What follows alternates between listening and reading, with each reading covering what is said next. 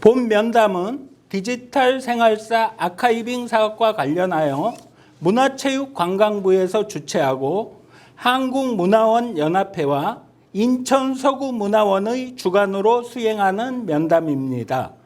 일시는 2022년 8월 30일 화요일 오후 3시 30분이며 장소는 인천서구문화원 강의실입니다.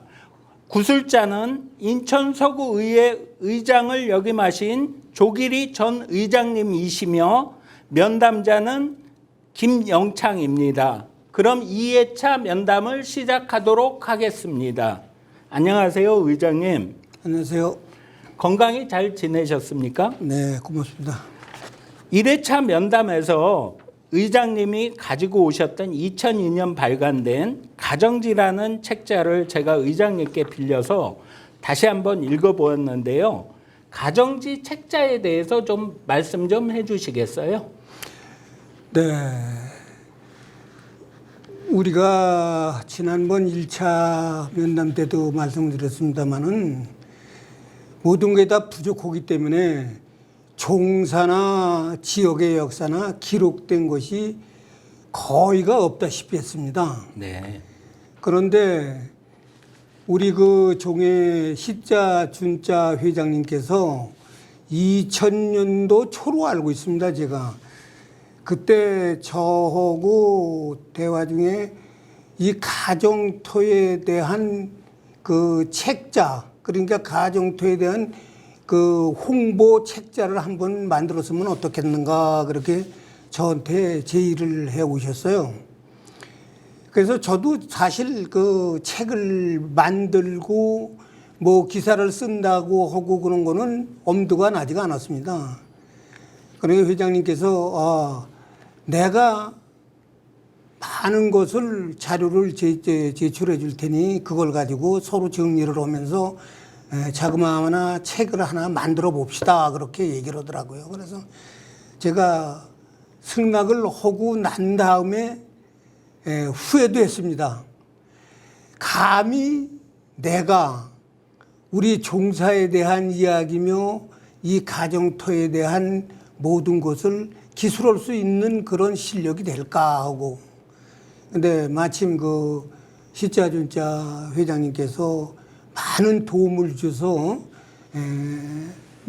몇 장 되지는 않지만은 책을 그 당시에 발간을 해서 저도 마음속으로다가 무척 흐뭇하게 생각을 하고 지금까지도 내가 자랑스럽게 생각을 하고 있습니다. 네. 이게 가정지 책자인데요. 네. 이게 몇 권 안 남은 그 희귀한 책이라고 볼 수 있죠, 의장님? 이게 희귀한 책이 아니고 우리 그 문중에 그냥 기록이라고 봐주시고 그렇게 표현을 해주시면 좋겠습니다. 네, 알겠습니다. 가정지 책자의 15페이지 제1장 가정지 둘레의 1번 가정지 지세를 보면 가정지의 오랜 옛 모습을 어느 정도 일반인들도 유추해 보기 편할 수 있다고 생각합니다. 가정지 제작에 직접 참여하신 의장님께서 직접 읽어주시면 더욱 뜻이 깊을 것 같아서 부탁 좀 드리겠습니다. 고맙습니다. 이걸 뭐 읽는다기보다는 비석이 쓴 자리에 대한 것을 그 지세, 형세에 대해서 회장님이 아마 말씀을 하시고 제가 아마 기록을 한 거로다가 기억을 합니다. 네. 우리 서구의 맨 끝자락인 가자동서부터 네. 백석동, 네. 이 서쪽으로다가는 이 축고산 줄기까지 이 그 가정토 둘레에 대한 얘기가 있는 것 같습니다. 네. 그런데 이게 그 원적산에 대한 이야기서부터 마살매 여기 그 축고산까지 주위 둘레 산에 대한 얘기니까 뭐 책을 보셨는지는 모르겠습니다만은 내가 지금 말씀드린 것이 거의 그 이 책 내용과 비슷하고 이 가정터의 그 비속 자체가 세워진 동기라든지 네. 세워진 장소가 가정동의 가장 중앙지라고 보시면 아마 되겠습니다. 네. 그래서 그 책을 만들고 이 글을 쓰게 된 것 같습니다. 네. 그래서 500년의 향기를 머금으신 의장님이 유서가 깊은 자개장을 직접 뒤지셔서 빛바랜 추억들을 기억 속에 담아 오셨다고요.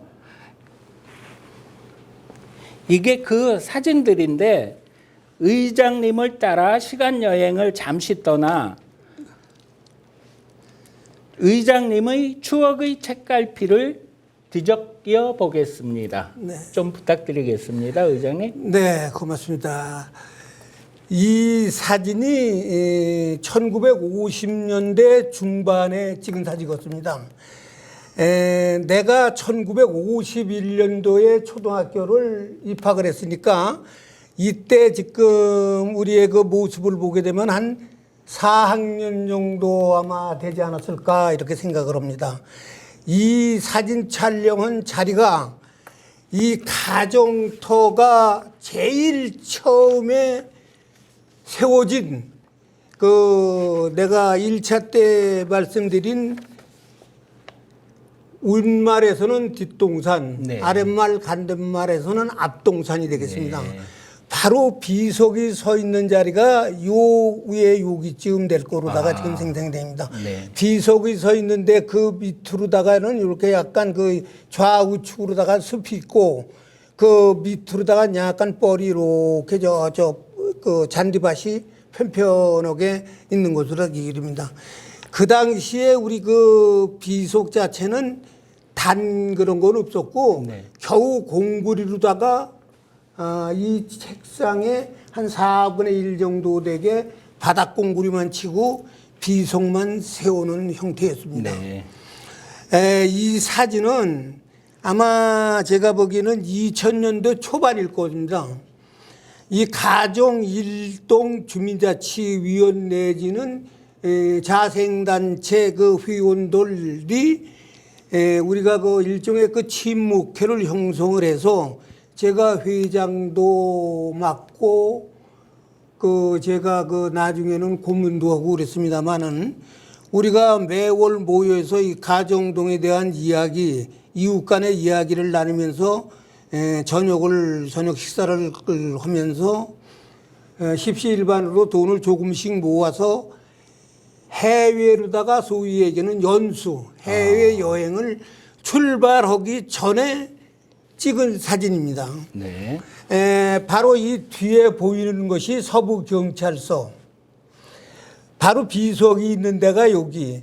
이것이 이 바로 앞에가 그 소위 얘기는 서인천 IC 안아지국에서 나와서 저 청라 쪽으로 가는 길이 바로 이렇게 있는 길이에요. 요게 아마 그 기념으로다가 찍었는데 여기 날짜도 나온 거로 다 알고 있습니다. 여기 나와 있네. 네네. 2011년? 11년. 네, 11년에. 그래서 이런 것이 지금 보니까 이런 사진도 가지고 있었으면 하는 생각이 드네요. 네. 맞습니다. 아까 말씀드린 데다가 요것이 바로 지금 조금 전에 그 말씀드린 그 사진을 가장 가깝게 찍은 사진입니다. 처음에 이 앞동산, 뒷동산 그 산 위에 있었을 때는 이 단이 없었습니다. 네, 네. 요 비석만 가지고 요 맨 위에 단만한 그 공구리 바닥을 쳐가지고 여기다 이 비석이 쓰러지지 않을 정도로 해서 이렇게 그 비석을 세우는 거고 네.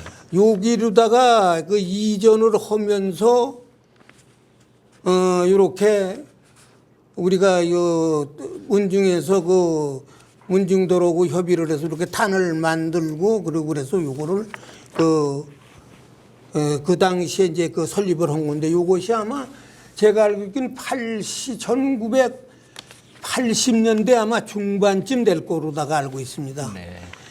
이 사진은 가정동 개발, 루원시티 그 개발로 인해서 여기서 철거가 되면서 지금 현재 인천시 소방안전센터 그 뒷뜰에 세워진 건데 네. 내가 보기에는 참 부끄럽고 이 비석 자체가 있는 자리를 그 50년 전, 60년 전으로다가 생각을 하게 되면은 바로 여기 지난 1차 때 제가 얘기한 그 실개천이 흐르고 논이 있는 그 자리입니다. 네. 이 비석은 내가 욕심입니다마는 되도록이면 다른 데로다가 이전을 해서 이와 같이는 못하더라도 아니 이거보다도 더 훌륭하게 내가 사비를 들여서라도 할 수가 있다면은 나는 내가 한다는 그런 의욕을 가지고 있습니다. 네.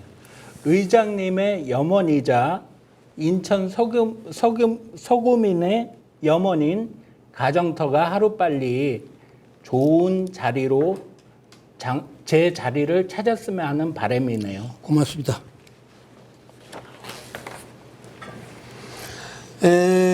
요거는 그 아마 1990년대 중반쯤 될 겁니다.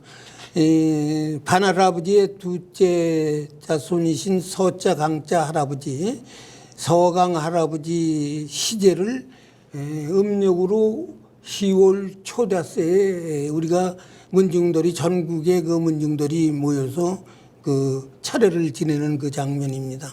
이것도 역시 마찬가지 그런 거고. 이거는 뭐 부끄럽습니다. 이건 안 해도 상관없어. 이건 내가 우리 가족 여행 갔을 때 찍은 사진, 몇 년도에 가셨나요? 이건 아니고. 이건 나중에 이건 카트를 해주세요. 우리 가족 여행 해외로다가 그 여행 갔을 때 찍은 사진. 그리고 회장님 기억이 나실지 모르겠네요. 이건 뭐 기억이라기보다는 이게 이제 그 나룻배.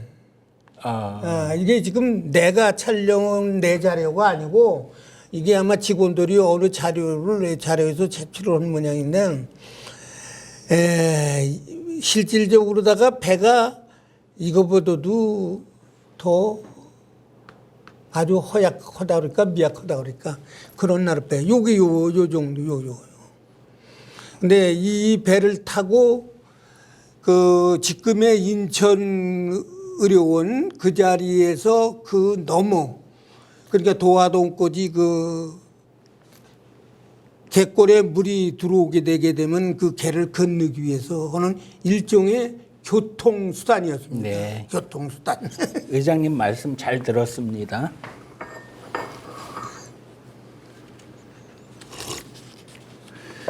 의장님 학창 시절에 가장 가까운 의료원이 어디 있었나요? 의료 시설이 있었나요? 제가 이 가정동에 그 소위 얘기하는 그 병원 의료원이 생긴 지는 1980년이 넘어서야지요. 그래서 그 전에는 저 성남동에 그 성남궁 초등학교 들어가는 그 입구에 약국도 아닌 약방, 옛날엔 약국이 아니고 약방에 들었죠. 네. 약을 그 파는 그냥 네. 지금 말하는 그 대형 마트에서 상비약 파는 식으로다. 네, 네, 네. 그 정도고 제가 그 초등학교 다닐 때만 하더라도 의료 시설이나 이런 건 없고 이 서구 출장소 있는데 그 보건지소지 그러니까 지소가 있는데 그때 그 선생님 한 분이 나와서 계신 거로 알고 있습니다. 그 보건지소에 가보신 경험이 있으신가요? 제가 그 초등학교 다닐 때 아프고 그러게 되면 아버지가 이 승합고개를 얻고 가시고 그랬어요. 그 생각은 납니다. 그래서 가서 진료는 어떤 진료를? 가서 그 당시에 뭐 그 보건의 그 선생님이 청진기로다가 뭐 진찰하시고 약 지어주고 주사 같은 거는 그때 예방주사 아니면 제가 알고 있기는 없었을 거로다가 생각을 합니다. 그리고 저도 거기서 제 주사 맞은 기억은 없어요. 약은 처방해가지고 와서 먹은 적은 있습니다.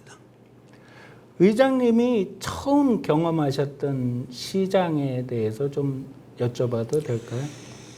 글쎄, 그게가 지금처럼 이런 뭐 대형마트가 있기, 아니, 그런 말은 할 필요도 없지만은 내가 제일 시장이라는 소위 얘기는 시장 그리게 되게 되면 상품이 여러 가지로다가 진열이 돼 있는 가게가 그래도 최소한도 몇 군데가 있는 것이 시장입니다.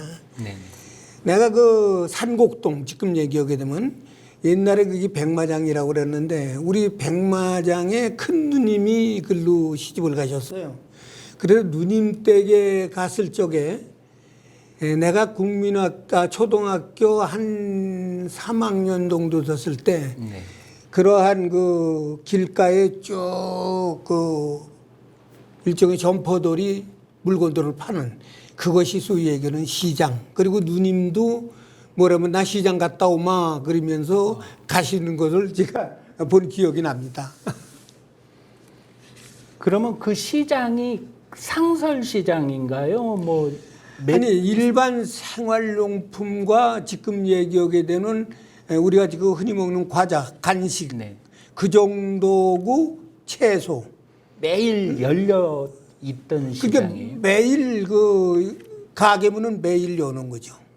네, 그 정도가 그 시장이 들었어요. 의장님 그 정서진 중앙시장에 가보신 적이 있나요? 그거 처음 개설할 때서부터 저는 참여를 했습니다.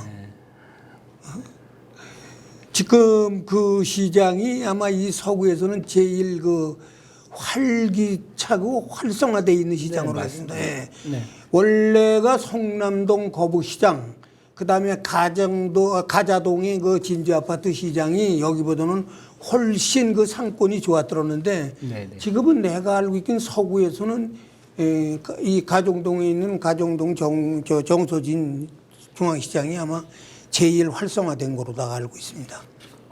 저도 개인적으로 그렇게 생각하고 있습니다. 고맙습니다. 의장님 유년 시절에 우편 집배원이 있었나요? 집배원 아저씨, 우체부 아저씨, 빨간 자전거 타고 다녔어요, 정말, 옛날에. 근데 내가 제일 처음에 본 우체부 아저씨는 빨간 자전거도 아니고 검은 자전거야, 그냥. 아주 그 지금으로 얘기되면 고물 자전거 타고 부평 우체국에서 여기까지 관할을 했습니다. 이 서구까지. 네. 그래서 그분이 아침에 거의 정확한 시간이면 안아지 고개로다 해서 자전거를 타고 오셔요. 그러면 내가 초등학교 한 6학년 정도쯤 됐을 적에 편지, 소위 얘기하는 편지. 네네. 편지를 기다리는 그런 적이 있는 거로 다 기억이 됩니다. 그럼 의장님 펜팔을 해보신 적이 있나요? 중학교, 고등학교 그때는 그 펜팔이 참 유행했더랬죠. 그래서 거의 내 나이쯤 된 사람들은 소위 지금 얘기하는 그 러브레터 이런 것들이 그 펜팔의 주요 역할을 했죠. 그러면 그 편지를 어떻게 보내셨나요? 그 당시에? 여기 가정동에는 우체함도 없었습니다. 우체통도. 네네. 내가 알고 있기는 내 기억으로다는 사마고속이 있었던 경찰서 자리 그 밑에 우체통을 하나 설치해달라고 내가 의원 시절에 내가 우체국에 가서 얘기를 한 기억이 납니다.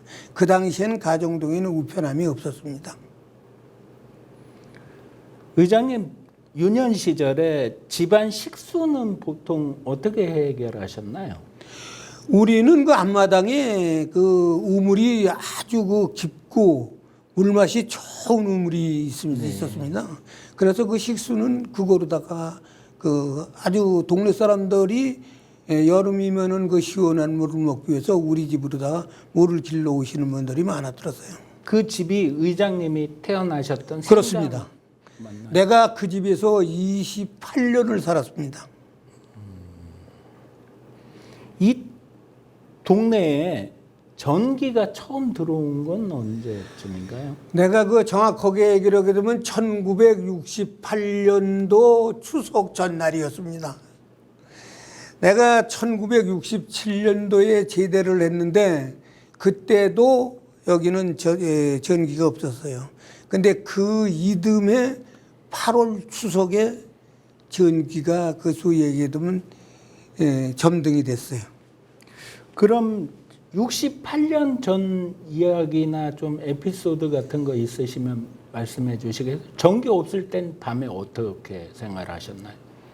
거의가 그 등잔불, 그 다음에 이제 조금 더 좀 여유가 있고 하면서는 남포라고 그 이렇게 유리로다가 된 거 있습니다. 유리로다 해서 불이 좀 환하지. 그런 거 아니면은 그 촛불, 초를 지금 그 제상에 놓는 그 초보다도 더 가늘었어요. 아주 요 정도 되는 그 초. 그것이 좀 등잔불보다는 좀 밝고, 그리고 그래서 나는 그 촛불을 좀 켜고 싶었는데 어른들이 그 밤에 책을 보다 자면은 그게 내려와서 책상에 불이 붙거리든 화재가 하나 생길 테니까 촛불은 되도록이면 켜지 말아라, 그런 주의를 들은 적이 있습니다. 그러면 그 초는 어디서 구입을 하셨나요? 그런 건 소위 얘기하는 그 시장 가게 되면 초는 팔았습니다. 한 곽이 그 각으로다가 만들어서 이렇게 돼 있는데 6개가 들었어요. 6개. 3개씩 2줄이 들었습니다. 그러면 그 남포 같은 데 사용하던 연료는 어디서? 그게 지금 얘기하면 등유. 옛날에 석유라 그랬지. 네네. 지금 등유. 그거는 제일 처음에 제가 어렸을 적에는 그 소위 얘기하는 행정계통에서 배급을 나왔어요. 배급. 아, 그러니까 그 한 말들이 20리터짜리 쇠통, 스피아깡이라고 그러지. 스피아깡으로다가 가서 또 동사무소, 네. 그전에는 동사무소도 아니고 그 일사무소에 가서 그걸 받아다가 그 반장인 우리 아버님이 반장을 하셔서 그걸 갖다 놓고서 제가 나눠주고 그런 걸 봤습니다. 의장님 처음 라디오를 들으신 게 언제쯤인가요? 저는 라디오를 꽤 빨리 들었습니다. 그리고 라디오도 보았고, 그리고 제가 라디오도 소지들을 했고, 아까도 말씀드렸습니다만은 큰 누님이 백마장으로 출가를 하셔서 제가 누님 댁을 가니까 그 산곡동 그 일대에 지금 그 아파트 단지 있는 일대가 전부 다 미군 기지에 들었어요. 네네. 그 경비행기, 헬리콥터나 그라이다, 그 에르19 같은 것들 뜨는 비행장, 그 밑으로 내려가게 되면 미군 부대. 그 다음에 이쪽 그 청천동 쪽으로다가는 소위 얘기는 미수송대대. 그런 것이 있었기 때문에 그 미군 부대에서 흘러나온다 그러나 뭐라 그러나 그전에 그러면 그 부정적으로 다 나오든지 뭐 PX에서 물건을 구입해 온다든지 그래서 우리 그 매부가 그 당시에 그 미군 부대의 그 노무자로다가 근무를 하셨기 때문에 그 라디오는 그 지금 생각하니까 그 PX에서 사갖고 나오시는 것 같아요. 그래서 우리는 트랜지스타 라디오가 그러네. 에페인지 꼭 요 정도, 요만한 크기에 두께는 한 3cm 정도 되는 그 라디오가 있었습니다. 그게 의장님 소유이셨나요? 내가 소유할 수 있는 그런 쪽으로다가 우리 그 라디오가 흔하진 않았지. 우리 집에 한 대 있으면은 자랑스러웠던 거예요. 그러면 처음 TV를 보신 건 언제라고 기억이 되시나요? TV는 아마 제가 알기로는 전두환 대통령이 아마 우리나라에 제일 처음에 그 TV 개국을 했을 때 계신 대통령으로 기억을 합니다. 그때는 흑백 TV죠. 네네. 그때 소위 얘기는 그 레슬링 김일 선수 박치기 네. 그거를 하게 되면은 동네 사람들이 다 모이죠. 그러니까 내가 한 20대 훨씬 넘어서 그래요. 모인다는 게 어디 모인 걸 말씀하시나요? 그 TV 있는 집에들 모이죠. 그 집이 의장님 댁이 아니. 우리도 아니고 우리보다도 먼저 TV를 산 집이 있었어요. 아, 그래서 그 집이 가서 그 텔레비전을 그 시청을 했습니다. 그럼 의장님 집에 처음 TV를 장만하신 건 언제입니까? 그것도 제가 봤을 때는 80년대 아마 초중반쯤 될 겁니다. 우리도 TV를 가지고 있었어요. 나도 세간 날 때 TV가 있었어요. 아, 분가하실 때? 네, 내가.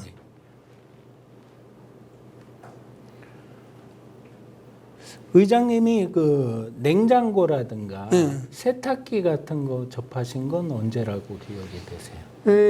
냉장고 세탁기는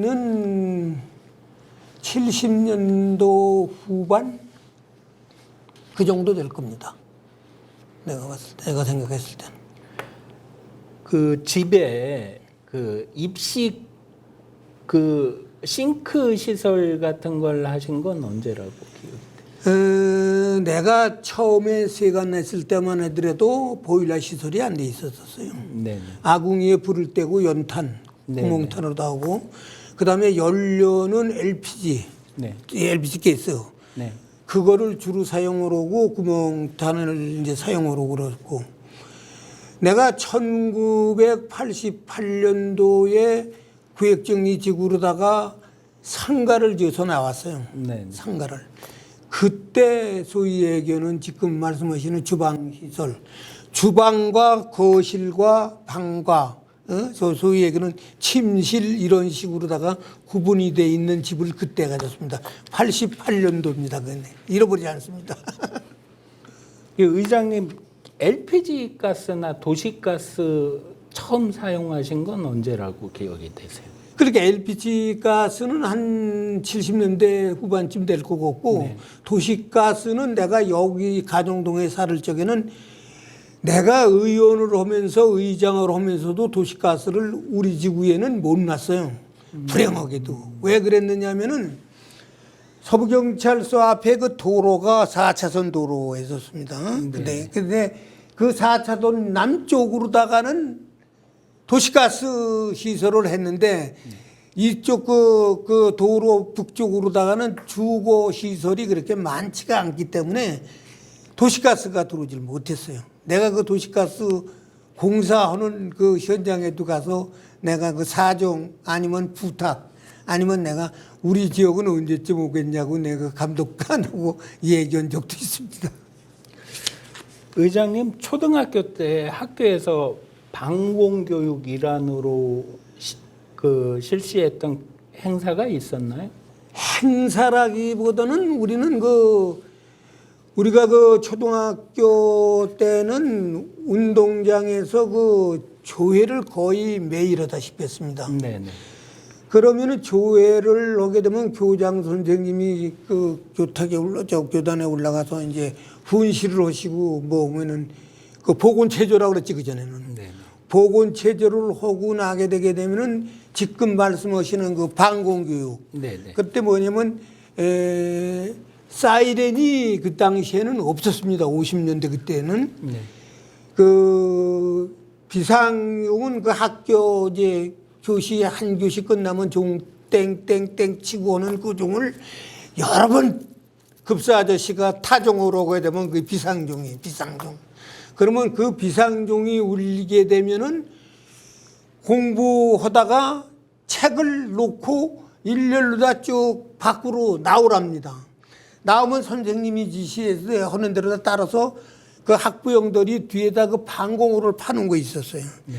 그 방공호에 들어가서 지금 나 형태 모양 코 맞고 귀 맞고 눈 알로 때리고 이러한 식으로다가 하는 그런 방공교육은 받았습니다.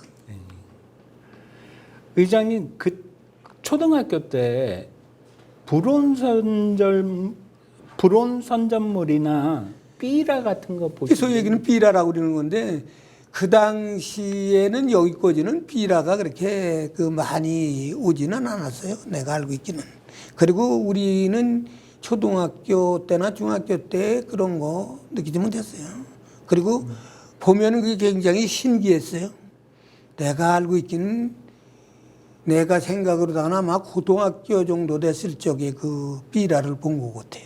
근데 그 당시에는 그런 거에 대한 것을 그렇게 뭐 관심 갖지 않았습니다. 의장님이 가장 존경하시는 정치인이나 대통령 이름을 여쭤봐도 될까요? 그거야 뭐 나도 정치를 했으니까 상관은 없는데 지금 우리 역대 대통령들 중에서는 내가 그 철이 안 들고 몰라서 그러는지는 모르지만 지금까지 해오신 그런 저기를 보게 되면 뭐니 그래도 박정희 대통령이 나는 머릿속에 박혀 있는 것 같아요. 1970년 4월 박정희 대통령이 거론하셔서 전개된 농촌 계몽 운동인 새마을 운동에 대해서 좀 말씀해 주시겠어요? 그 당시에 우리는 학창 시절이었으니까 아침에는 여기 가정동에는 우리 동네는 그 종이 없었어요. 그래서 그 산소통, 커다란 산소통을 그 철사로 다 해가지고 나무에다 묶어서 메어놓은 게 있어요. 그러면 이제 그거로다가 그 지정해서 종을 치는 사람이 정해져 있습니다. 그러면 아침에 몇 시에 종을 치면은 그 작업도구, 소위 얘기하는 여름철에는 낫, 호미, 괭이 이런 거 갖고 나와가지고 그 길가에 그 새길 그런 데 다니면서 풀 뽑고 그 다음에 이제 그 나무 같은 거 이렇게 쳐주고 꽃밭 그런 것도 그 형성을 하고 그러고 그랬어요. 그러니까 코스모스 심고 무슨 뭐 맨드라미를 심고 뭐 이런 그 이 길 옆에다 이렇게 그 길 옆도 아니고 길쭉이지 뭐 이렇게 바로 그 하나씩 코스모스 그런 거 심고 그랬습니다. 쥐잡기 운동 같은 거는 기억이 쥐잡기는 우리 어려서부터 했어요. 우리는 어려서부터. 그 말씀 좀 해주세요. 가을에 이제 그 탈곡 그 전에 타작이랬지.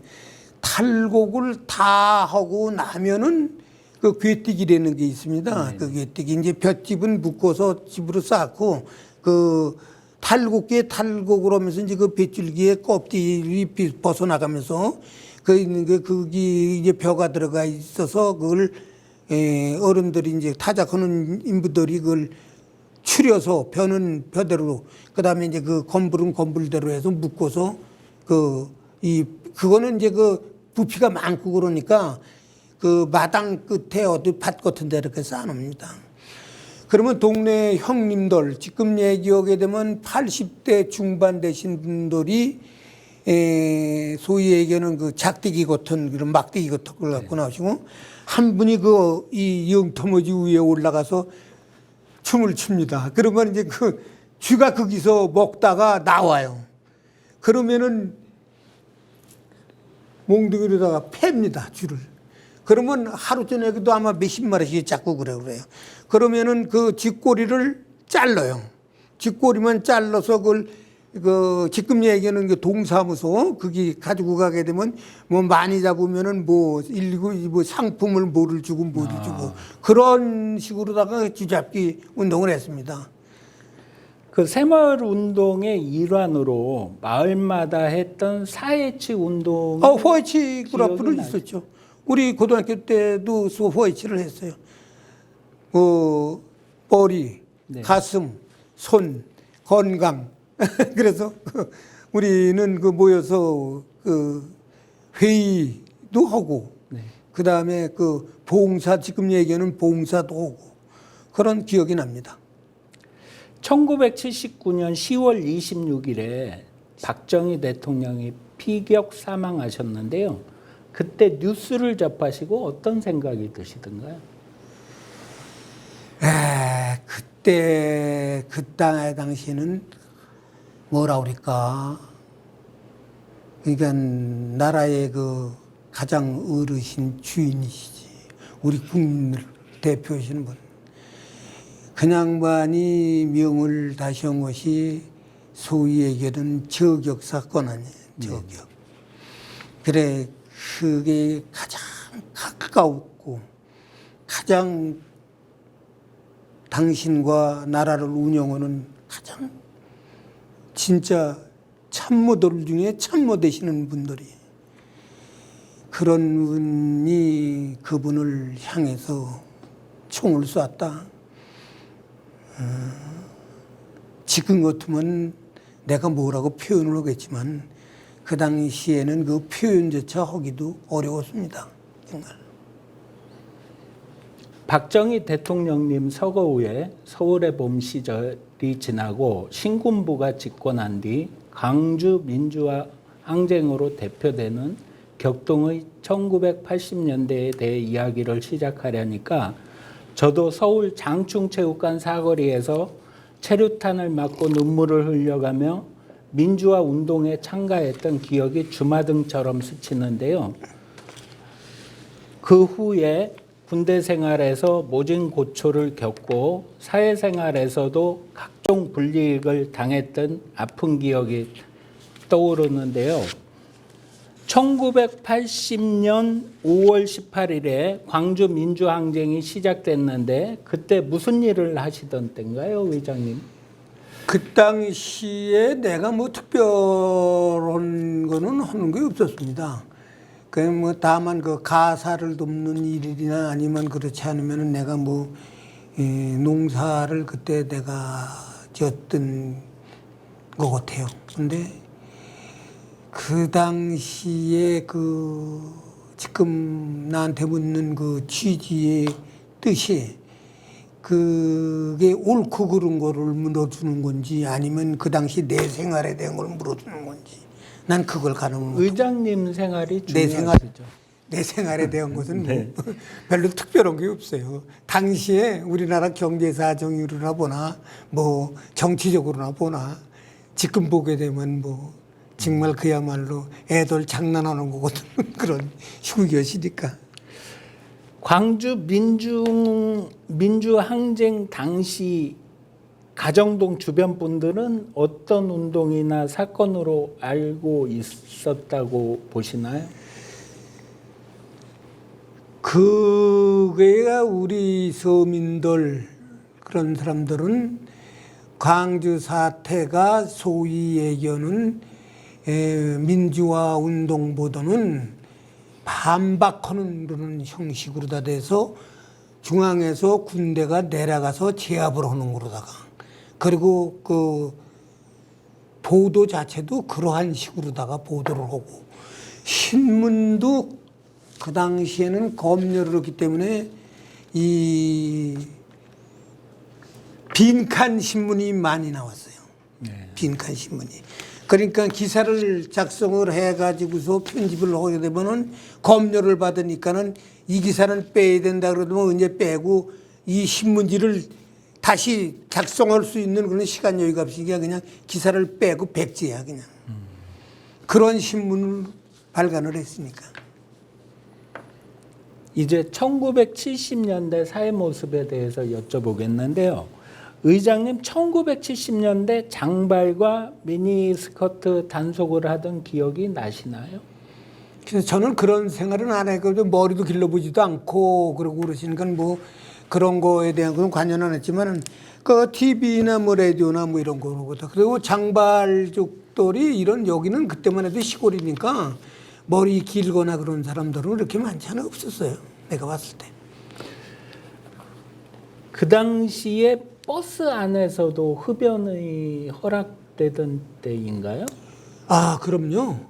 이 금연저기는 2010년 내가 알고 있기는 내가 의장할 때도 담배에 대한 것은 실내에서는 안 폈지만은 뭐 거의 길에서는 다 불고 다녔어요.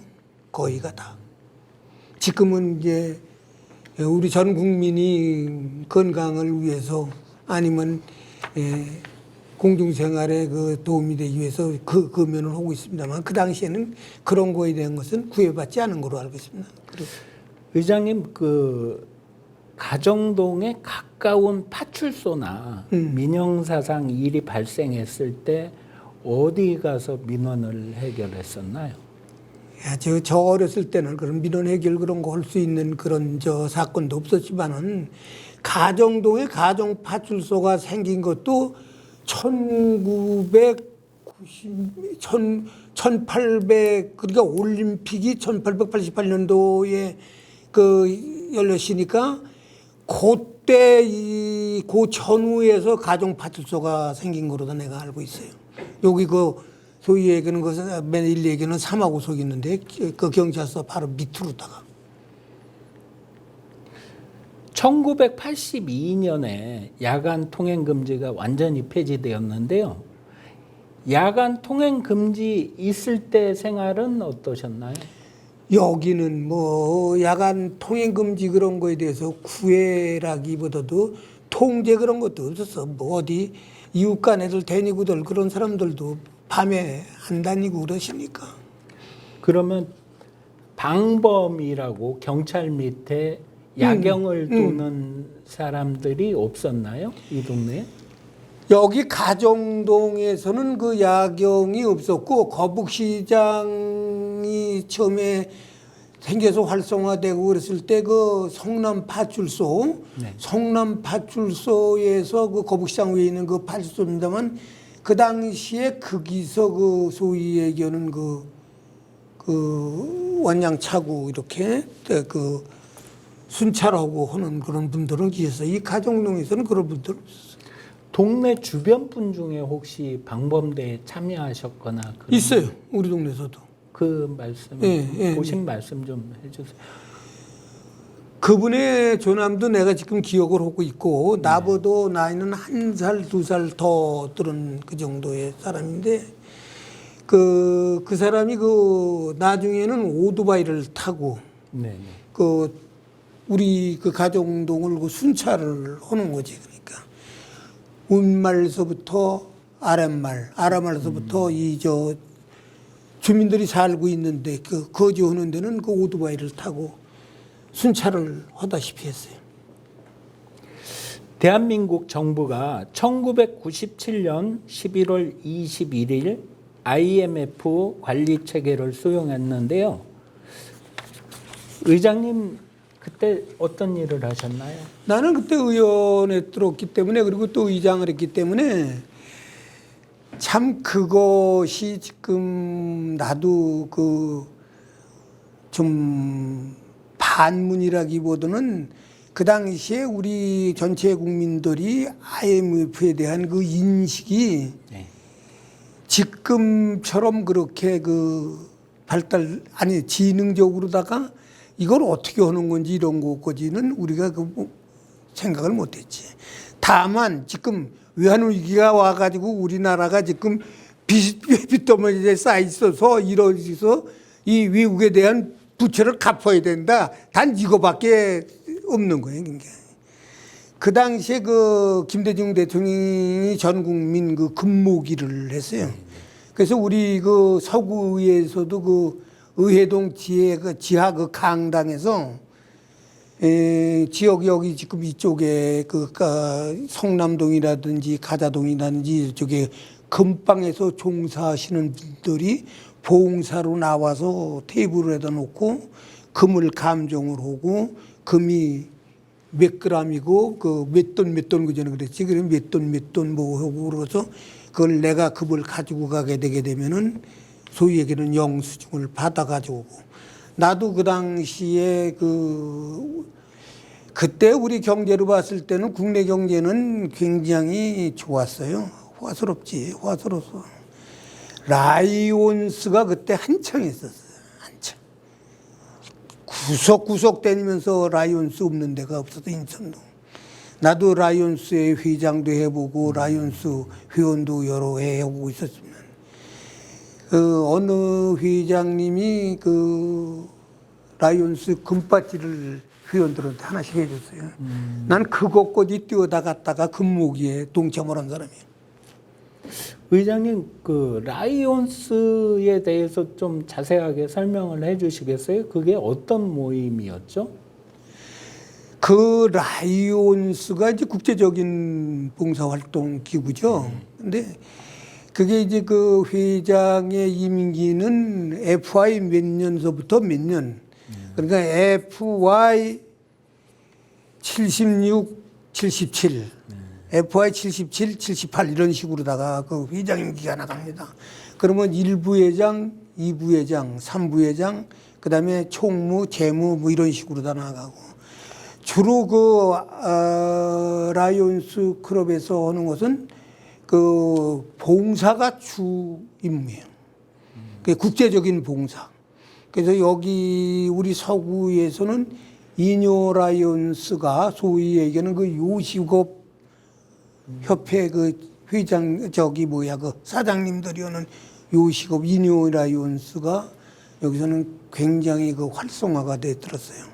그래서 그 대만으로 그 자매 결혼을 맺어서 그 서로 그 교환을 하고 그러고 한 기억이 납니다. 라이온스 클럽이 그럼 개인 회원들 회비를 걷어서 운영이 됐던 건가요? 거의가 그건 기부요.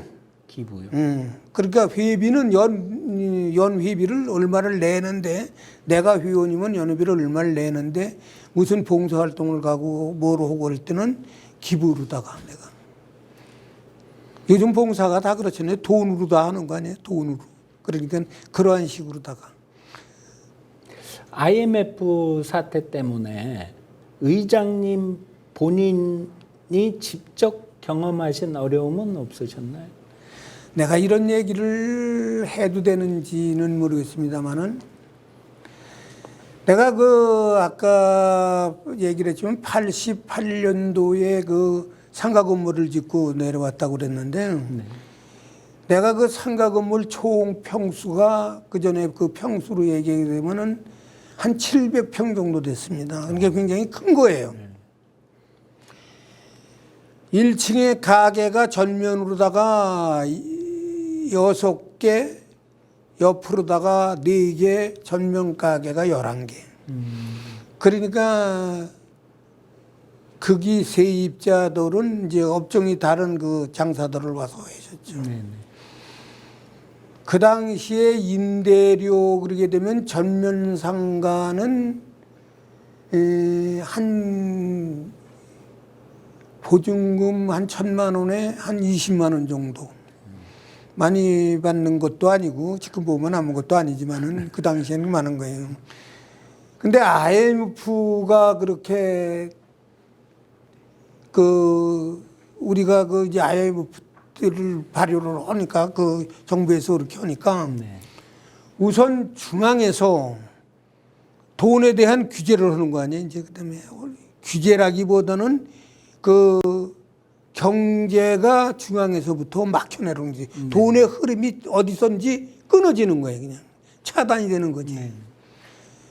그래 모든 것이 그 경제라는 것은 내 상식으로다가는 구멍가게에서 100원서부터 시작해서 기업으로 되면 몇천억 까지 이렇게 올라가야 되는데 이 위에서 그 소위 얘기는 기업을 하시는 분들 이런 분들이 그 어떤 그 경제적인 타격으로 다 돈이 교류가 안 되니까 그러니까 이런 중소도시 이런 시골 동네는 더 했지.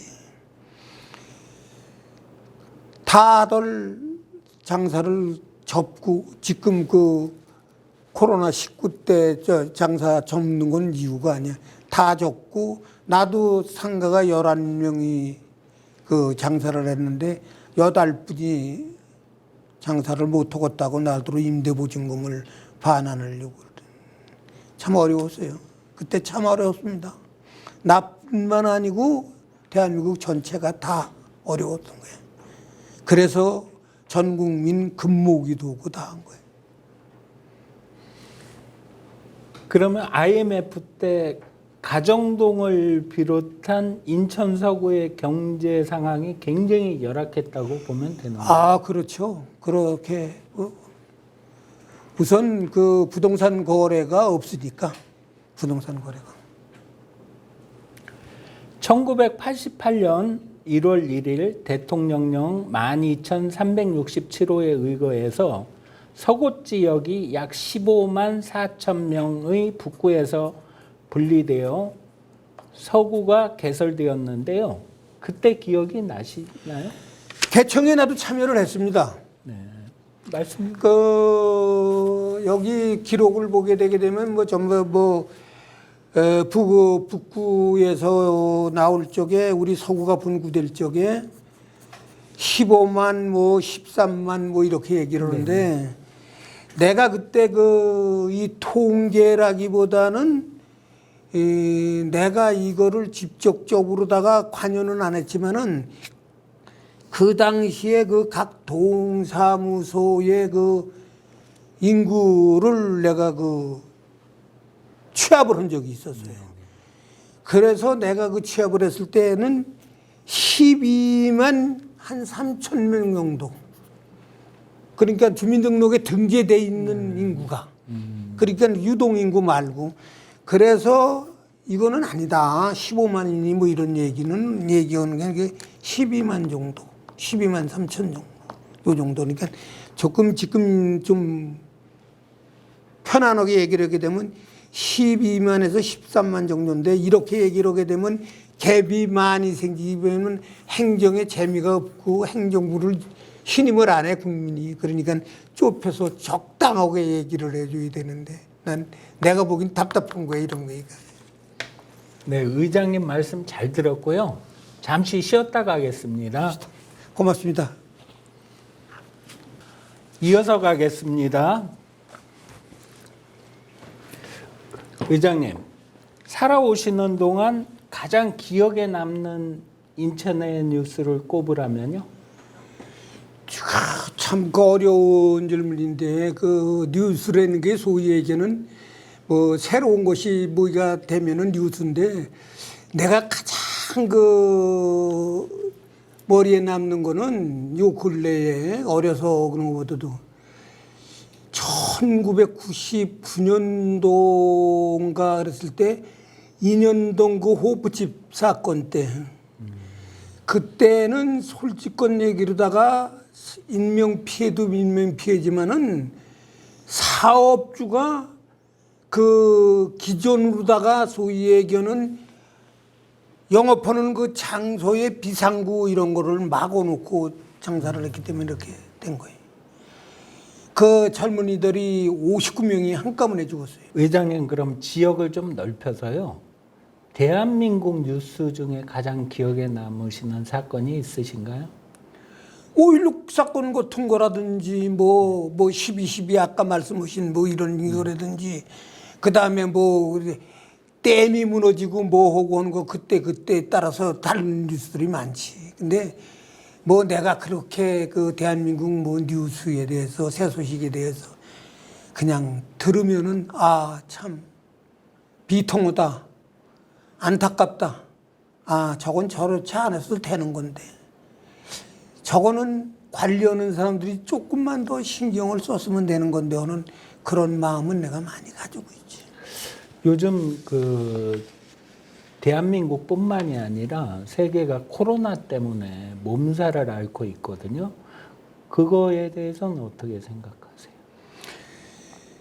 코로나 참 내 입으로 뭐 정부 시책이라든지 아니면 거기에 그 관할하는 부서의 그 장들이라든지 뭐 이런 분들 계신데 지금 내가 봤을 적에는 전 세계적으로다가 인원수 비례를 해요. 근데 이거는 내가 봤을 적에 그렇게 바람직한 거는 아니에요.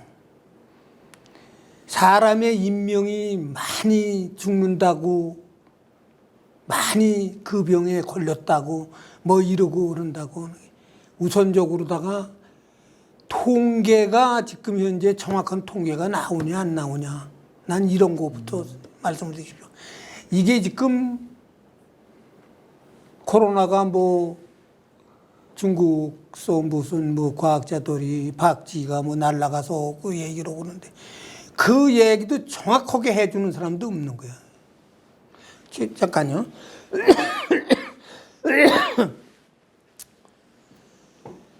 근본적으로도 자기 국가가 손해가 다 나는 뉴스는 안 하려고 그럽니다.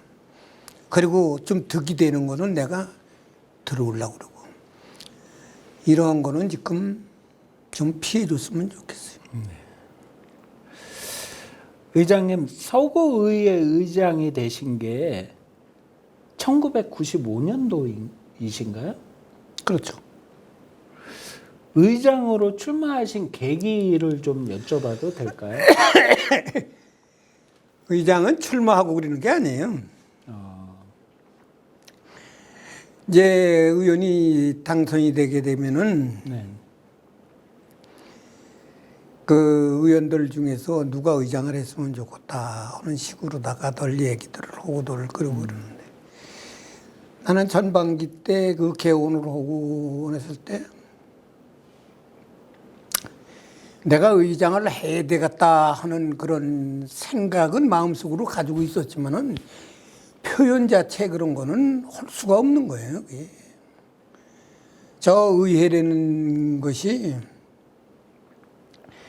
우리 구민들을 대표해서 집행부에서 소위 얘기하는 구청에서 예산을 제대로 써나 아니면은 지역에 어떤 건설을 했을 때 지금 타당한 거로 하느냐 어디에 모의가 있을 때 거기에 대한 것을 어떤 식으로다가 구청에서 중장기 계획을 세워서 우리 서구민들을 더욱 더 잘 살고 우리 서구가 더 발전하기 위해서 이러한 문제를 조언을 하고 거기에 대한 것을 감독을 하고 감시를 하는 게 의회 기구예요. 근데 지금은 좀 다르냐. 뭐 얘기는 그 정도로 하고 내가 의장을 출마를 하고 그러고 그래서 의장이 선출이 안 되는 것만 지금 말씀을 드리는 겁니다. 네. 1995년 인천시가 법률 제4789호에 의해 인천직할시가 인천광역시로 승격이 되었는데요. 광역시 승격과 관련해서 생각나시는 일화가 있으시면 좀 소개 좀 해주시겠어요? 그 당시에는 이제 그 뭐 직할시에서 광역시가 됐다 그러게 되면 시민들 자체로다가는 그 우리 대한민국 국민은 서울특별시가 제일 아니. 네. 그 식으로 다 내가 인천에 살면서 직할시에서 광역시로 됐다. 그러면 내가 다시 한 번 더 승격을 하는 거. 그 다음에 내가 직장 생활을 되면 내가 승급을 해서 좀 높은 자리에 앉는 그런 우월감 같은 것도 있었죠. 의장님 전반적인 의정 활동에 대해서 기억나시는 대로 좀 설명을 해주신다면. 글쎄 그 뭐를 지금 나한테 세비라든가, 핵심적인 얘기를 세비라든가 인원 등 좋아요.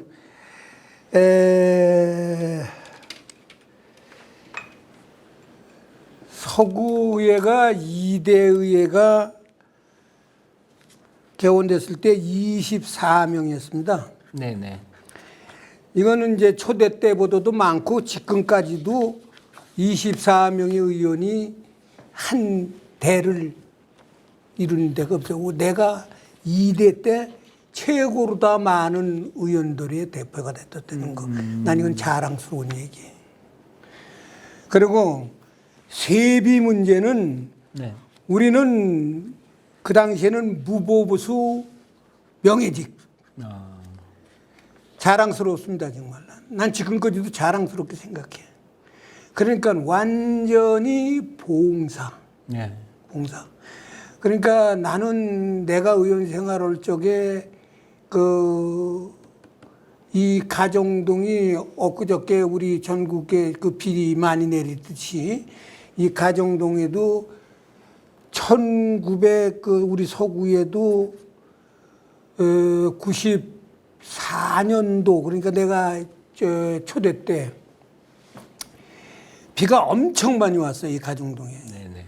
그래서 지금 저 SK 아파트 있는데 그 길을 복개를 했더랬는데 그게 넘쳐가지고 지금 소위 얘기는 미나리밭 그쪽으로다가 머리를 올렸을 때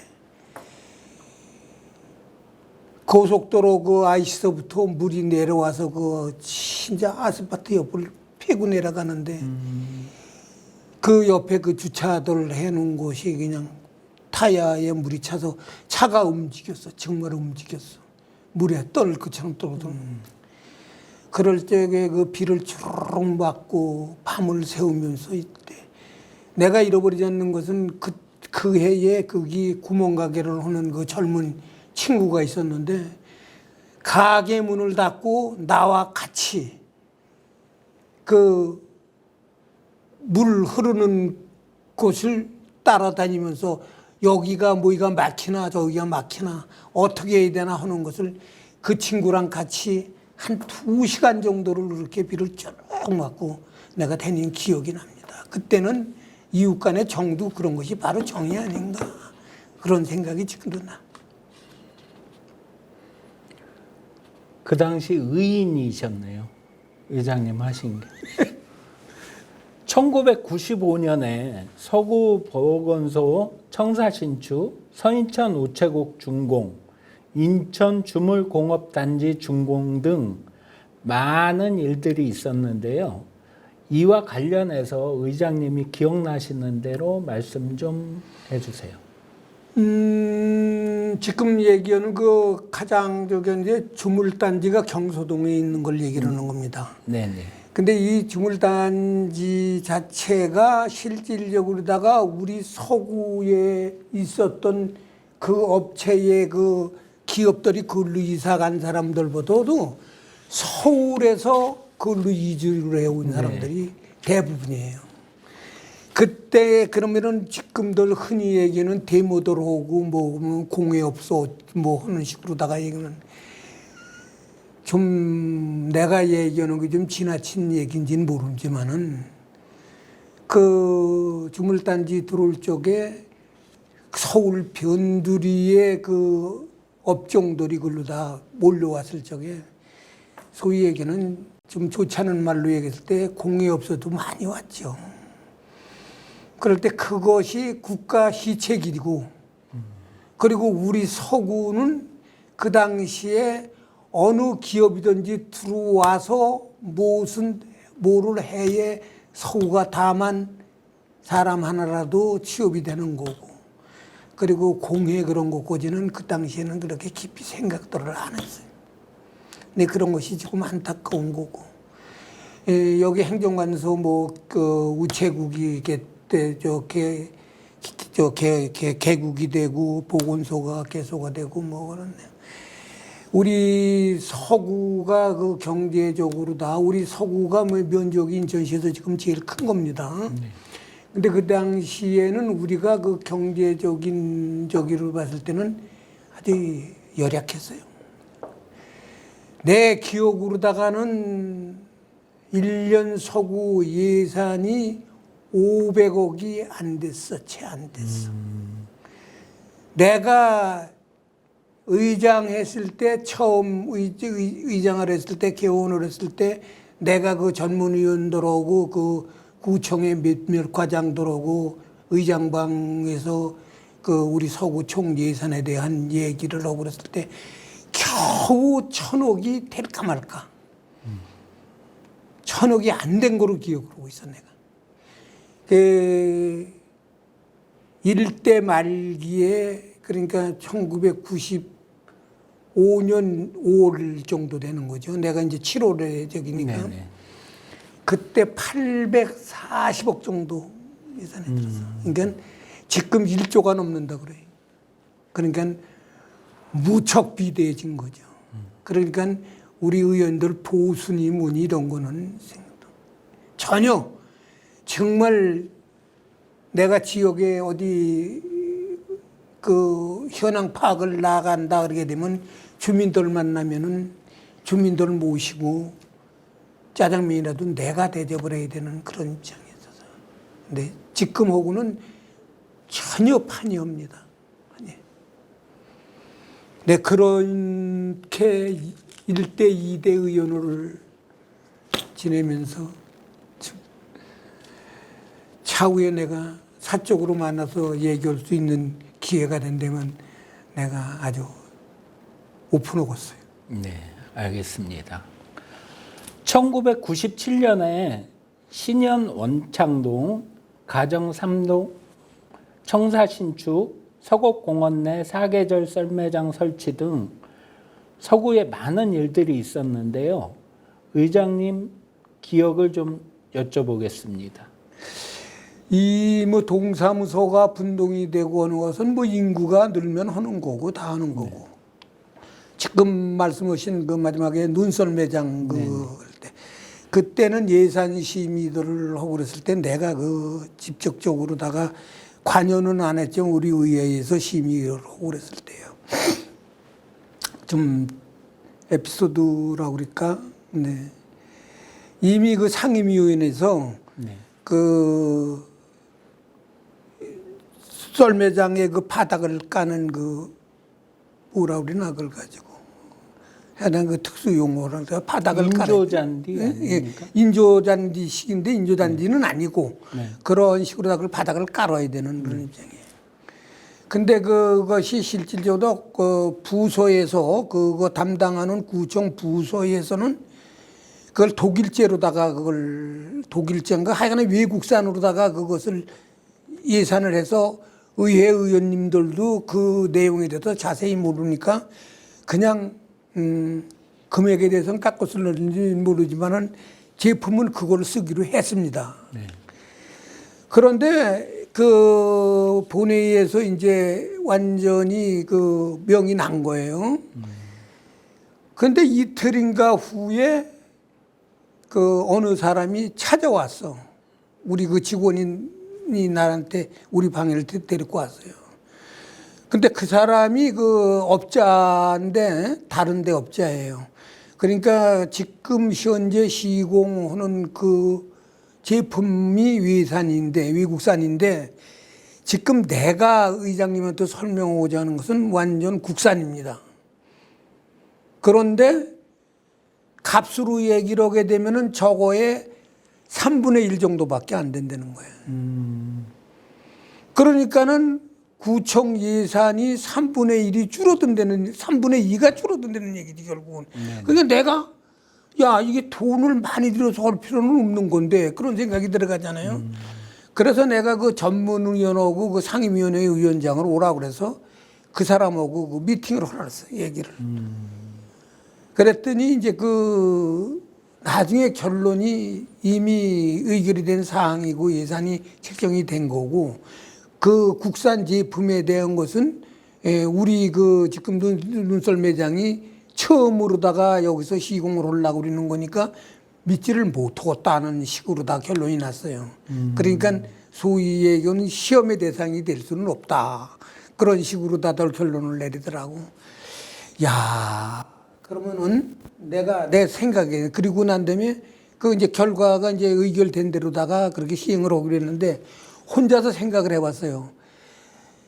한국에서 그러한 제품을 그렇게 만들 수가 있다면은 저 사람들이 우리가 이것을 눈썰 매장을 설치를 할 적에 정보를 몰랐기 때문에 우리한테 와서 처음에 세일을 했으면 자기네들이 와서 얘기를 했으면은 지금 세일가는 마찬가지 아니에요, 그게가? 네. 그 흔히 얘기를 한다면 그랬었으면은 더 좋았을 건데 이미 그 때가 늦었구나. 그런 안타까운 생각을 내가 해본 적이 있습니다. 그래서 우리나라 경제나 이 제조업에 대해서도 많이 발전이 됐구나 하는 것은 내 스스로에서 통쾌감을 느낀 적도 있었어요. 의장님, 의장에 취임하신 1995년 경기도 김포군 검단면이 인천광역시로 편입되었는데요. 관련해서 기억에 남는 일화가 있으신가요? 그때 이제 그 우리 서구는 큰 잔치를 했죠, 잔치. 네네. 그래서 이제 내가 일전에 대남자하고 그였지만 봉송 네. 뿔을 들고 그 검단서부터 그 각 동으로다가 봉송을 전달을 했어요. 그래서 나도 그 주자로다가 있었는데 참 검단이 우리 서구로 들어오는 것은 그 당시에는 참 버거운 그런 입장에 들었어요. 근데 지금 검단 입장이나 우리 서구, 원래 서구 입장으로 봤을 때는 잘한 것이다 하는 그런 생각이 들어갑니다. 네. 의장님 1차 면담 때 성남초등학교 7회 졸업생이라고 말씀하셨죠? 네네. 제가 알기로 모교인 성남초등학교에 가정 형편이 어렵고 성적이 우수한 후배들에게 장학금을 정기적으로 수여하신 걸로 알고 있는데 그와 관련해서 말씀 좀 해주세요. 이거는 뭐 정기적인 거보다도 우리가 그 나이가 70이 될 때 고2라고 그러잖아요. 고2. 네.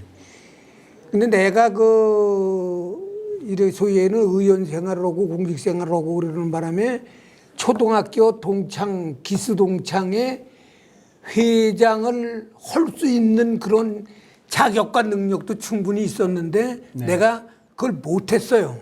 그리고 다른 사람들한테 내가 양해도 구하고 내가 이러니까 회장은 내가 지금은 못한다 그러고 밀렸어요.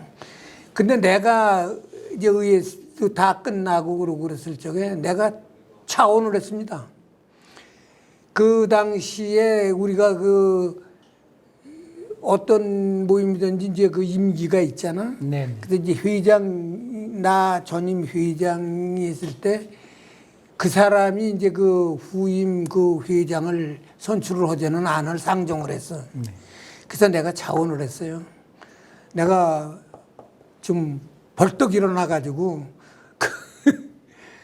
내가 여태까지 우리 동문들을 위해서 봉사도 못하고 여러분들을 그러니까 내가 이제 나이 70이 됐는데 이제 하는 것도 그러니 우리 동창 모임에 내가 회장을 하면서 여러분들과 같이 봉사를 해야 되겠다 하고 그러니까 뭐 몇 명 안 되는 게 아주 환호를 했어요. 그래서 내가 회장 승낙을 했어. 그래서 내가 이제 70 고1을 우리 단체로 하자 그랬어. 우리 뭐 개인적으로. 우리는 개인적으로 다 생각을 하면 어떻게 보면 불행한 거고 전체적으로 보게 되게 되면 참 행복한 사람들이야. 왜 그러냐면은 우리나라 국민들이 수명이 연장되니까 소위 말하는 회갑은 해먹을 생각도 못 하는 거지. 너무 젊었으니까 나이는 61세 돼도 그렇잖아. 그래 못했어요. 안 하고 그러니까 70이 되니까 고희인데 고희 역시도 또 역시 마찬가지야. 그래서 내가 제안을 우리 단체로다가 고위원을 하자. 그러니까 좋다고들 그러더라고. 그래서 좋다. 그래 고위원을 하는데 어떻게 하냐 그러면 우리 단체로 여행을 가자.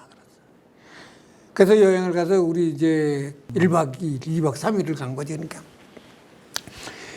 그때 거기 가가지고서 이제 우리 모교 얘기가 나온 거야. 모교 얘기보다도 동창들이 학교에 한번 가서 옛날 추억을 한번 더듬어 보자. 개울에서 가재 잡던 얘기, 옹달샘에서 물 먹던 얘기, 봄 되면 소나무에서 송기 말고 달래 송화 그거 따먹던 얘기 뭐 이런 얘기 저런 얘기하다가 그래서 이제 나를 잡아서 갔어. 동창에 이제 동창생들이 모여서 점심을 먹고 그 길 걸어서 학교를 갔습니다. 그러니까 교문을 가니까 수희 선생님이 막어요. 우리가 한 19명이 가니까. 그래서 내가 이런 그 양반한테 말씀을 드리니까 교장 선생님이 밖에 계시다가 우리가 거기서 뭐라고 얘기로는 들으셨는지 따라 나오시더라고. 그 수의실에를.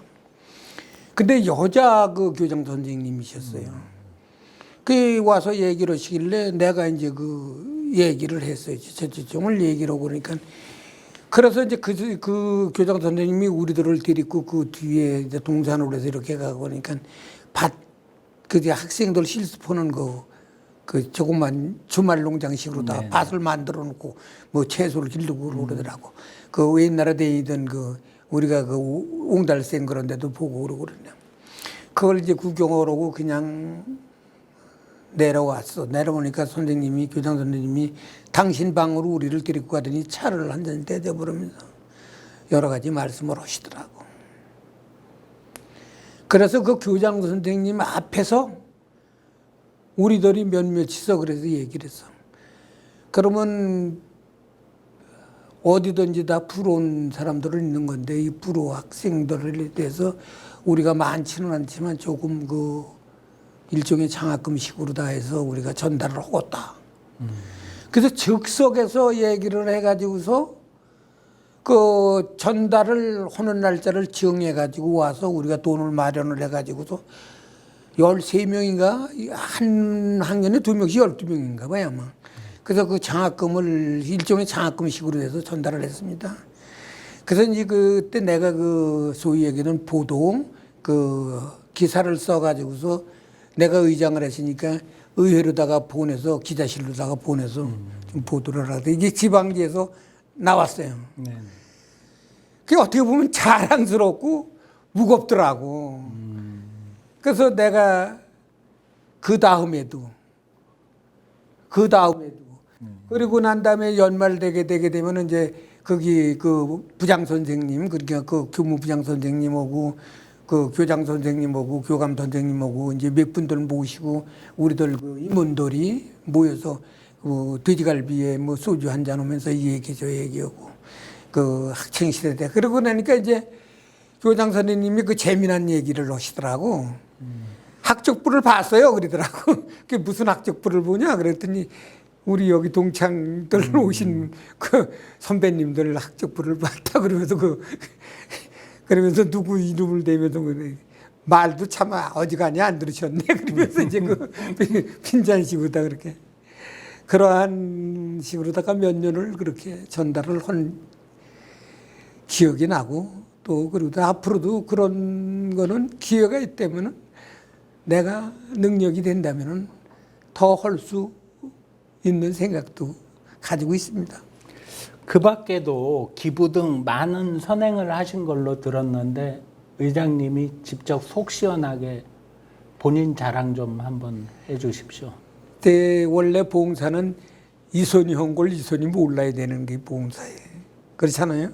근데 내가 의원을 적에는 참 정말 그 프로원분들 불쌍한 사람들 이런 사람들 내가 많이 도와드렸고 그리고 내가 그분들 생활에 조금이라도 협조를 해드렸는데 나는 내가 직접적으로다가 금일봉을 전하거나 그러지는 않았어요. 내가 파출소 소장님 불러서 구두 티켓이라도 하나씩 만들어서 직원들은 이렇게 하고 이거는 어떤 식으로 다 해서 여기서 파출소에서 봤을 때 선행을 많이 한 사람이라든지 아니면 부러운 사람이라든지 그 홀로 사는 할아버지 할머니라든지 이런 뭐 저 청소년이라든지 이런 사람들한테 다만 어떻게 하든지 뭐 돈으로 전해주든지 물품으로 만들어서 해주든지 해서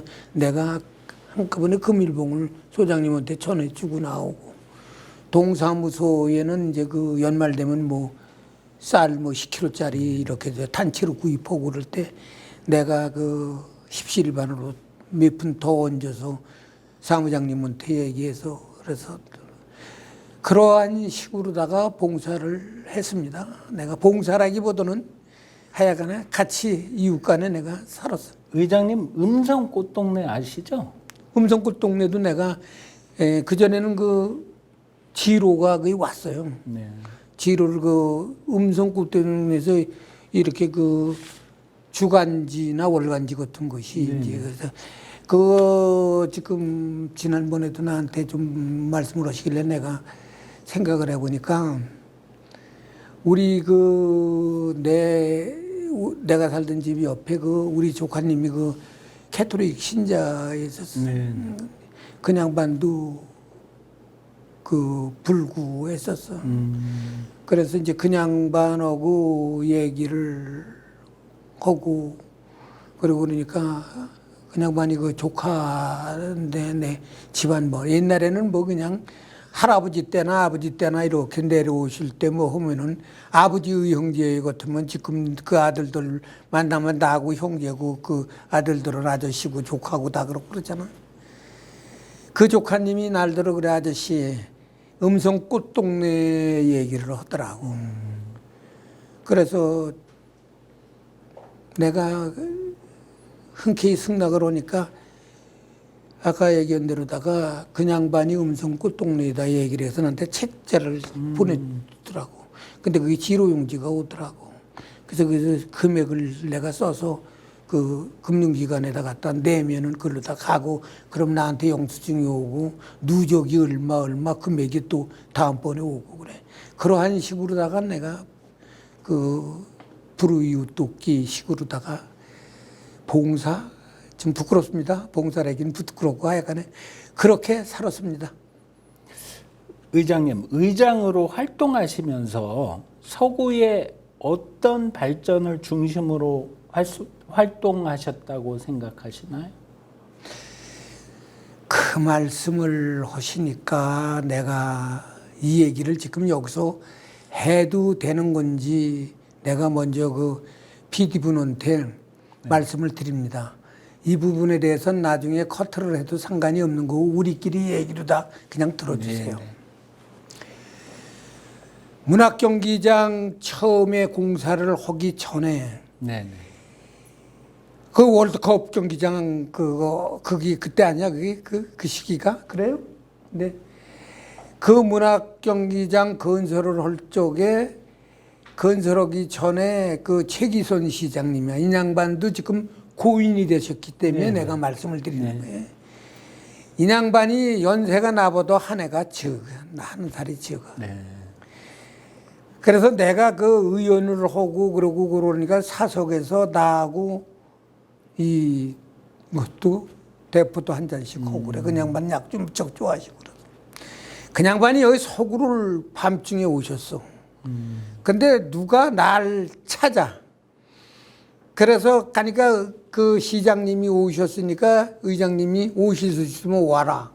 그래서 가정동 여기서 사니까 가까우니까 내가 그냥 올라갔어. 그때는 뭐 전철이 없으니까 택시 타고 올라간 거로 다 기억이 나요. 그래서 그 지하에 그 소위 얘기는 맥주 집에 들었어. 네. 근데 이 양반이 원래 그 최 시장님이 약주를 참 좋아하시고 많이 드셔요. 그래서 내가 이제 그 술을 먹다가 이제 그 내 후배 되는 사람 그 사람하고 또 인맥이 있는 그 후배를 불렀어. 그래 이제 같이 앉아서 이렇게 먹고 그러는데 그때 이제 문학경기장 얘기가 나왔어. 그래서 내가 이 얘기는 언젠가는 누구한테라도 해야 되겠다 하는데 이 자리를 빌어서 내가 했는데요. 여기 지금 청라 2지구가 동아건설에서 그 매립을 한 겁니다. 네네. 매립을 해가지고 그 당시에 이 동아건설이 이 매립을 해놓고 땅만 있는 거지 아무것도 없고 아주 황무지야. 네네. 굳이 경기장을 그쪽에다 짓지 말고 돈을 많이 들여서 하지 말고 이미 돼 있는 이 동아건설 땅이 준공도 된 거니까 매립으로 다 해서 확 이게 준공은 된 땅이에요. 원창동 이쪽에 지금 그 소위 얘기는 옛날에 경인에너지 SK 그 옆에다가 운동장을 건설합시다. 내가 이 얘기를 했어요. 그리고 나하고 같이 있던 그 후배도 우리 그걸 같이 밀어보자. 그때 소위 얘기는 일대 의원 때서부터 이제 우리는 그 맥이 있어서 그렇게 얘기를 했네. 시장님이 그 자리에서 한번 연구를 한번 해보자. 그랬는데 이게 곱게 노야. 근데 그 후에 왜 노가 됐냐. 근데 모든 게 지금 이 국가 정책이라든지 뭐든지 다 마찬가지야. 소위에게는 보수가 뭐를 하자고 얘기를 했을 때 듣는 사람 입장에서는 보수 말이니까 복종을 해야 되겠다 하는 그런 식의 말을 그 대화를 하는 그런 시작도 있지만은 보수 말이니까 그 불을 못 터는 그런 인간적인 미가 있는 거야. 그러니까 윗사람 말이면 옳고 윗사람 말이면 그때 이 건설을 하는 그 과정이 이미 발표는 안 했지만 ING에 들었어. 그때 이제 아주 처음 최출발. 근데 이제 그 소위 얘기는 이제 그 문학산을 까가지고서 송도를 매립을 오고 뭐를 오고 그러니까 일곱 메떡을 지금 생각을 하는 거야. 응? 매립을 하자니까 땅이 늘을 것이요 도를 캐니까 거기서 또 자원이 나올 거고 여러 가지야. 그러니까 여기에 지금 관여된 사람들이 노루. 그때 만약에 여기 이 문학경기장이 일로 서구 경기장으로 왔으면 서구는 또 어떻게 됐을까? 이런 것이 내가 지금 소위 얘기는 의원으로서 활동을 하고 생활을 하고 그럴 때 우리 서구를 위해서 나는 아무도 모르고 누구도 몰라도 나는 스케일이 컸지. 의장님이 만약에 그때 문학경기장을 이쪽 서구로 유치하셨으면 아직도 의장님 하고 계실 것 같은데요. 의장님? 네. 이야, 그런 거는 욕심 없습니다. 근데 차후에 나하고 사적으로 만나서 얘기를 하게 되게 되면 이러한 얘기는 내가 이거보다 더한 정치성 얘기도 내가 할 수 있어요. 근데 이거는 오직 우리 가정동을 지금 얘기하는 거고 주제가 가정동에 대한 지금까지 발전상 네. 아니면 옛날에 좀 말을 바꿔서 얘기하게 되면 구석기 시대에서부터 내려왔어요. 편안한 건데 내 세대서부터 지금 세대까지만 얘기를 하니 안타깝기도 한 거예요. 나도. 그러니까 그나마 내 말 한마디를 기록에 남긴다는 것을 나는 영광으로 생각하고 나는 내 자부심. 그런 것이 내가. 저도 의장님 이렇게 구술을 듣게 돼서 굉장히 개인적으로 영광으로 생각합니다. 고맙습니다. 2대 서구 의장으로서 임기가 끝나고는 어떤 일들을 하셨나요? 그걸 구체적으로 한번 다시 설명을 해요. 2대 서구 의장 임기 끝나시고 하신 일은 뭔가요? 내 나이가 있고 그러고 뭐 할 일은 없었어요. 근데 아까도 얘기했지만 IMF 때 우리 상가에 입주해 있었던 그 사장님들이 전부 다 보증금 빼달라고 나가시고 그러니까 네네. 내 거기 건물에 조그마한 그 소매점이 하나 있었어요. 근데 마트가 하나 있었는데 이 마트를 내가 다른 사람한테 임대를 하려고 그러니까 권리금이 얘기가 나오고 무척 많은 거가 얘기를 나오더라고. 그래서 내가 노를 하고 내가 하겠다 그랬어요. 내가. 그리고서 내가 한다고 얘기를 하고 난 다음에 그 주위 사람들이 그러더라고. 사장님이 하시면은 1년은 하셔야 된다 그러더라고. 왜 그러냐 그러니까 그 무슨 법인지 무슨 규율인지 뭔지는 모르지만은 주인이 지금 장사하는 사람이 스스로 나가더라도 내쫓고 내가 하는 것은 내 사리사욕을 채우는 거는 취하는 거니까 1년간은 의무적으로 다 해야 된다 그러더라고. 그때 내가 평들더라고. 야, 이거 1년을 내가 구멍가게로 어떡하나 그러더라고. 그러나 내가 이미 그렇게 저 사람들은 나가라고 그러서 얘기가 됐던 거니까 좋다 내가 하겠다. 그래서 내가 딱 11개월 20일을 하고 이만하면 되겠다 그러고 내가 구멍가게 주인도 해봤어. 네. 의장님, 아버님이나 집안 어르신들로부터 들으며 자라오신 가훈이 있을까요? 우리 아버님이 늘 말씀하시는 것은 성실해라, 부지런해라. 그러니까 남을 속이지 말고 성실하게 살아라. 그래서 내가 그게 머릿속에 박인 것 같아. 지금도 내가 할 수 있는 일이라면 하고 누구를 속이고 뭐 이런 여기는 생각도 안 해보고 할지도 모르고. 의장님이 한 가정을 이루시면서 평소에 자식들에게 들려주시던 가훈이나 인생 교훈 같은 게 있을까요? 부모로서 자식한테 늘 얘기하는 거는 있었지. 그리고 뭐 이게 가훈이다 그리고 뭐 가나를 써놓은 거는 없지만은 네. 나는 그래서 어려울수록 참아라. 그래서 내가 가끔 가다가 애들 앞에서도 참을 인자를 씁니다. 참아라. 돈이 없어도 참아라. 있어도 참아라. 어려움이 있어도 참아라. 즐거움이 있어도 표현은 하지 말아라. 참아라. 마음에 간직을 하고 있어라. 난 이런 얘기는 많이 했습니다. 좀 참아라. 그런 식으로다가. 인내에 대해서 말은 많이 들어봤지만 의장님한테 또 직접 들으니까 좀 색다르게 느껴지네요. 부끄럽습니다. 의장님 독서 많이 하시죠? 독서? 네. 에이, 독서 같은 거는 이런 책이나 보는 거지. 무슨 독서를 해요, 내가?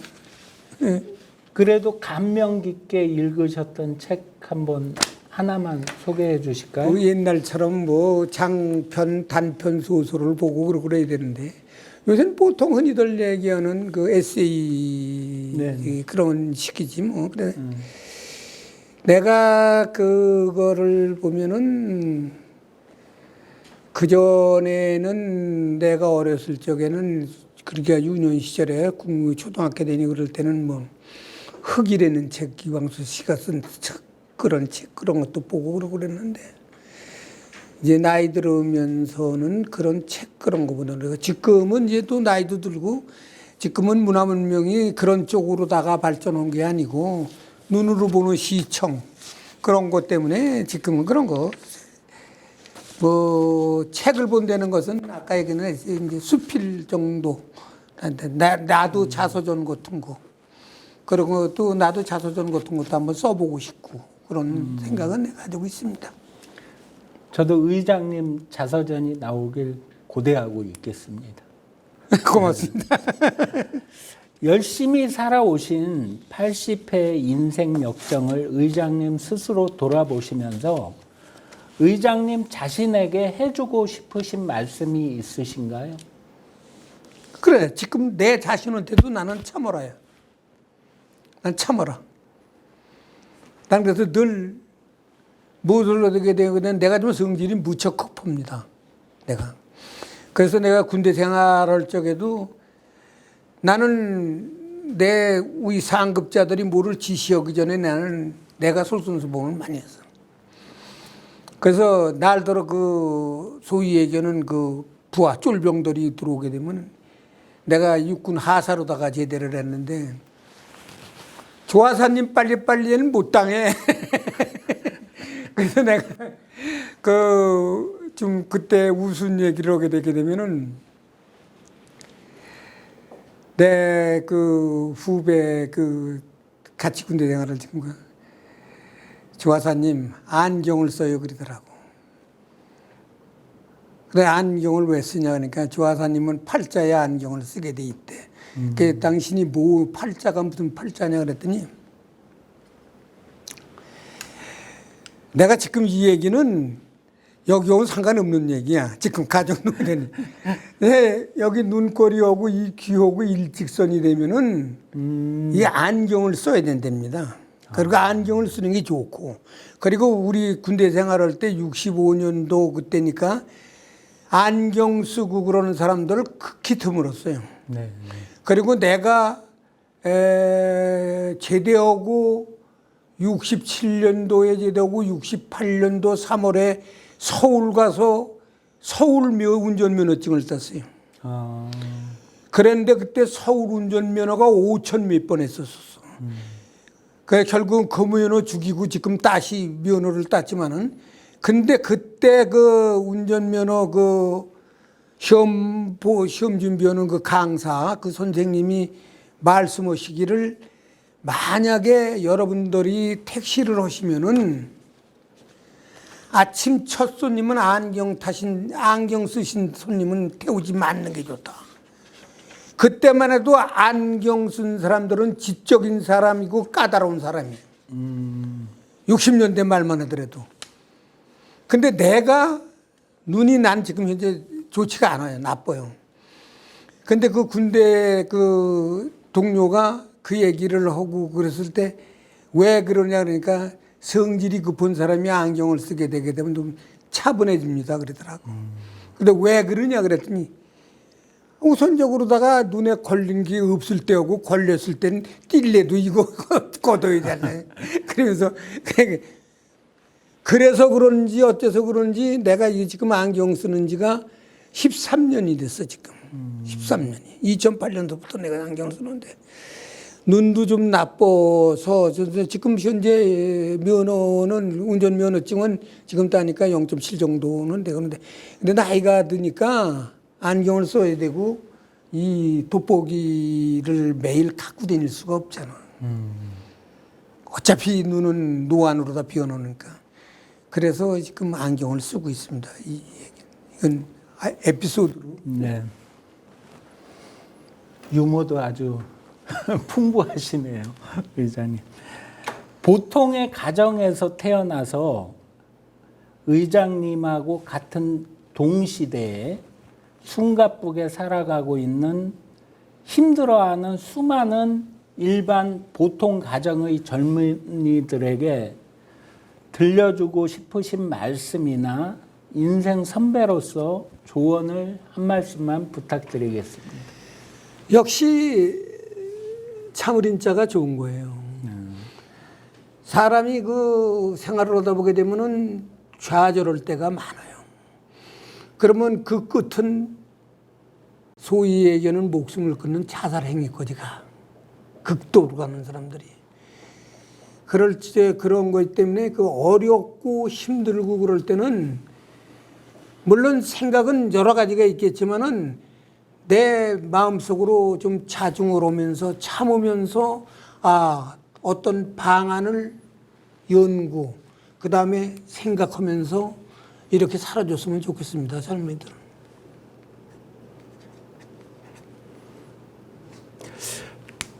풍광이 아름다웠던 유서 깊은 고장, 가정주의 600년을 넘나드는 역사의 향기를 깊고 진하게 전해주신 조기리 의장님께 고개 숙여 깊은 감사를 드립니다. 감사합니다.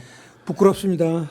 의장님께 개인적인 바람이 하나 있다면 건강하시게 100수 이상을 하셔서 건강하신 모습의 의장님과 같이 더 좋은 자리에서 아름다운 가정주의 향수를 후학들에게 전했으면 하는 바람입니다. 이상으로 조기리 전 의장님의 2차 면담을 마치도록 하겠습니다. 이런 뜻깊은 자리를 마련해 주신 문체부와 한문현 그리고 인천서구문화원 관계자 여러분들과 특별히 인천서구문화원에서 참가해 주신 오주희 선생님, 정다희 선생님, 그리고 촬영팀 이준성 감독님, 전미경 감독님께도 감사를 드립니다. 수고 많이 하셨습니다. 고맙습니다. 고맙습니다.